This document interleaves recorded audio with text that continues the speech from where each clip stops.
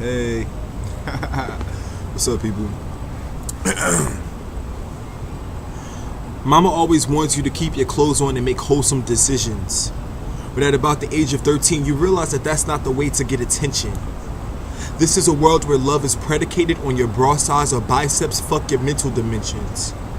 People are completely uninterested in the fact that you can formulate a complete sentence.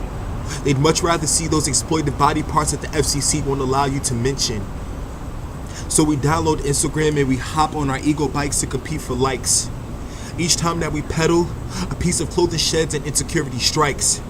As we hold our breath and wait for the list of double taps to go from names to 11, 11 to 25, 25 to 50 plus, because this has become life.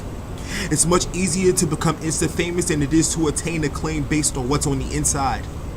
Fuck a book, fuck education, I'll even throw away my pride. I'll take the seldom criticism in stride. We're too illiterate to formulate a witty caption, but if our body looks good enough, then we'll still get DM'd invitations to get tipsy and fried.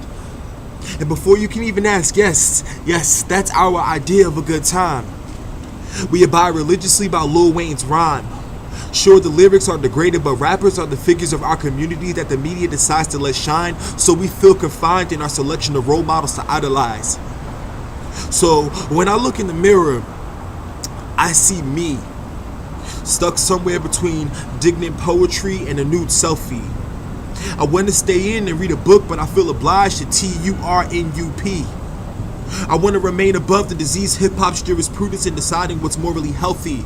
Because as of right now, all bets are off, and so are ethics, because the ones with brains remain obscure while the ones with double D's and iced out G's claim the fame and get wealthy.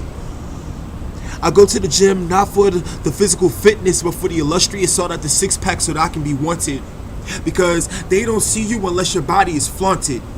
They won't take 2 minutes to read my penetrated words, because it only takes 30 seconds to see a pic, send a message, and book physical penetration, even if it means feeling haunted by the thought that this few hours of bliss could put my sexual organs at risk of eternal agony, even greater than the conflict in my brain.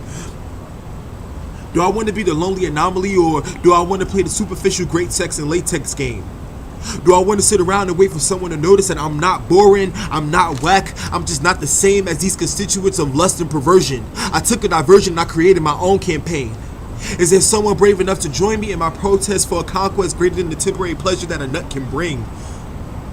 Well, will my brain and articulation be enough to seduce a society that is used to acting on what is sent through their eyes and not through their ears? Will you listen to me and orchestrate a bond based on sharing your goals, dreams, aspirations, passions, and fears? Because that's what will sustain a relationship beyond weeks, months, and years. I think I'm strong enough to save my body as an added benefit as opposed to an incentive. Once you get it, I promise that you'll love it and you'll become addicted. Because as of right now, I think my priorities are shifting. I love myself enough to not care who is or who is not with me. Because people come and they go so quickly. Snatch your heart, pickpocket your soul, but the one thing that they won't take this time is my dignity. Bye.